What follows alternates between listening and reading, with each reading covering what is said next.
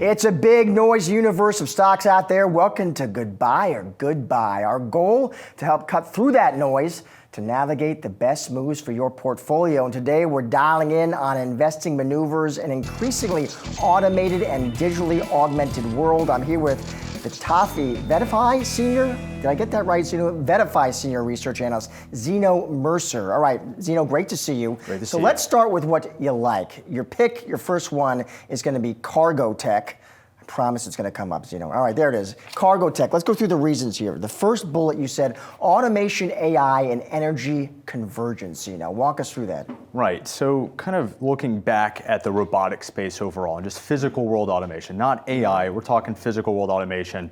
You're looking at a world that depends on energy as a source of input and output.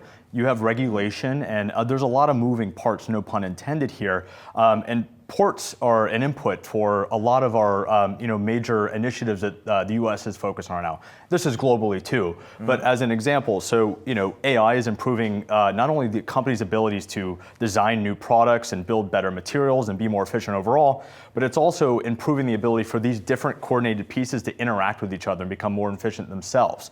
So right now, putting these all together, we're seeing a huge need. During COVID, we saw a massive issue with ports and labor, labor issues and just a lot of weak links along the chain across the globe. And a lot of times it was the port automation, right? So can you even get things in and out, and whether you're building them there or not, whether it's a finished good or a raw good.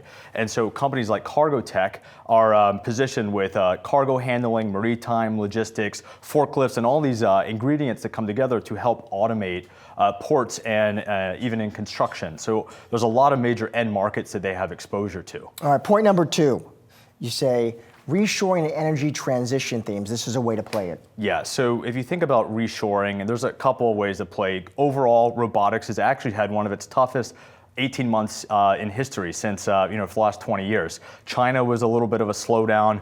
In the US and globally, we've had high interest rates, okay? So those alone. And now we also have an election year. And so we're facing kind of this buildup of pent-up demand of like manufacturing and all these things that are ready to go, but they're kind of deciding, who wins, that decides what we're gonna build. So we have had, for the last, I think 16 months, like record high manufacturing and construction. Those have not converted to being built yet. But once all these things start to come online, once we have clarity around those things, we're gonna start seeing a lot more manufacturing in the US. So that's gonna be a lot more port need. Now, so we're reshoring in energy. On the energy side, one of the major costs of automation is from an operating perspective is energy. So as we're seeing all these investments in like data centers and nuclear, for example, that'll reduce the operating cost of running things using electric and autonomous vehicles, for example, and load shifters and things like that. So ultimately, you've got this massive need. And right now, again, these are very underwhelming. Our top port in the United States, a survey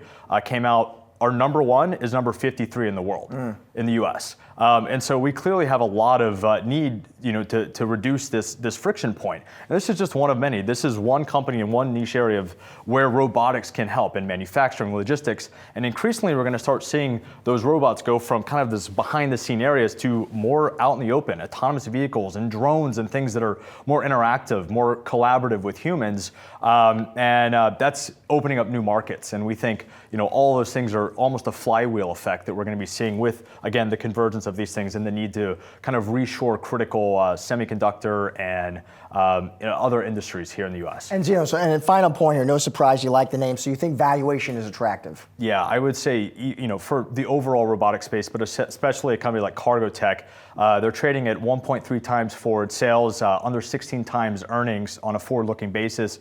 And really, this is on, I would say, even muted expectations, right? So these are valuations where forecasts from the Wall Street are not really tying in those first 2 points we put together, especially how automation, AI, and energy are going to benefit these things, and then the need we have. So truly overall, we're looking at maybe the bottom of the barrel for valuation in the robotic space. It's relative, like our robotic index, Robo, is at its I think since inception in 2013, it was the world's first robotics index. It's at its lowest relative valuation to the Qs and S&P since inception. All right, so before you pile in though, What risk should you consider with this one? Yeah, so the risk, it's almost maybe a hot take to have brought this up, but right now we're looking at an extension of the labor strikes for port automation, and their next stage is saying, hey, we don't want any automation.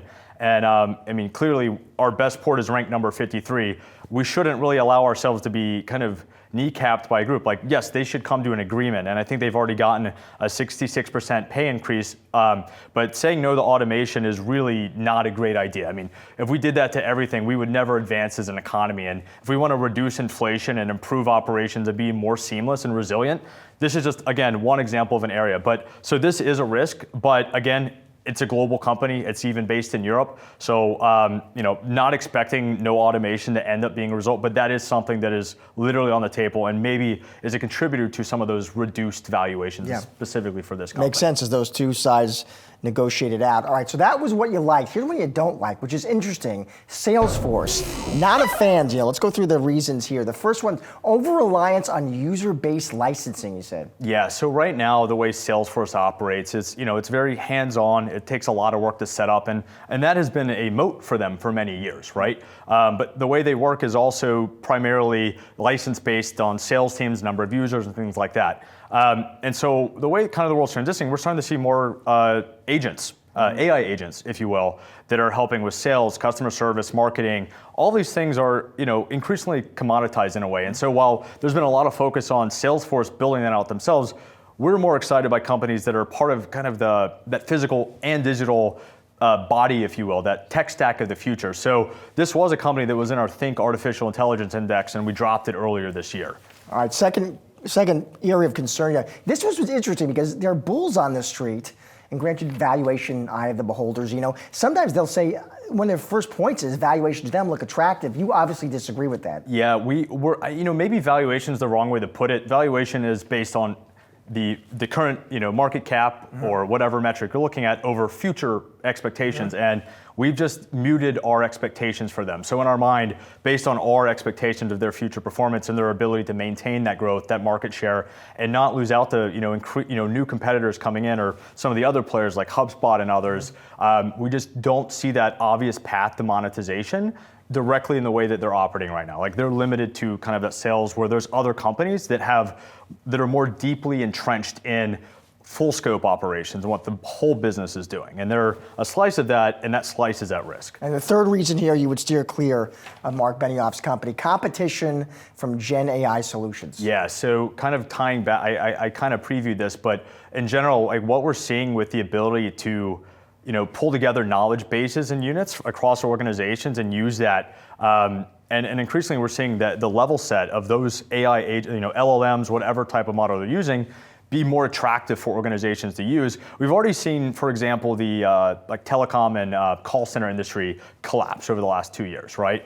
But so what is the future of selling to? Are you building a platform for the future of way organizations sell, the way the world operates? Are you selling to be a complex solution? I mean, I don't think anyone sits around and says they love their Salesforce as they're operating, whether they're a sales agent or an operator. Yes, it's been best in class, but ultimately we see new incumbents, whether it's people who have been focused on their Einstein solution, and really what they're building is like other solutions out there that are even broader are able to do that as well. And so we just don't see that upside exactly as clearly as maybe some of the street does. And then very quickly here, just tell us briefly, how could you be wrong here? What's the upside risk? Yeah, so if they actually, that last point, if they're able to flip that around and actually become agents themselves, and again, they'd have to compete with other players who are able to do the same thing, right? Because in the end of the day, they're tracking data of an organization, their interaction with customers, that's what they help do. And if another organization or in-house example can just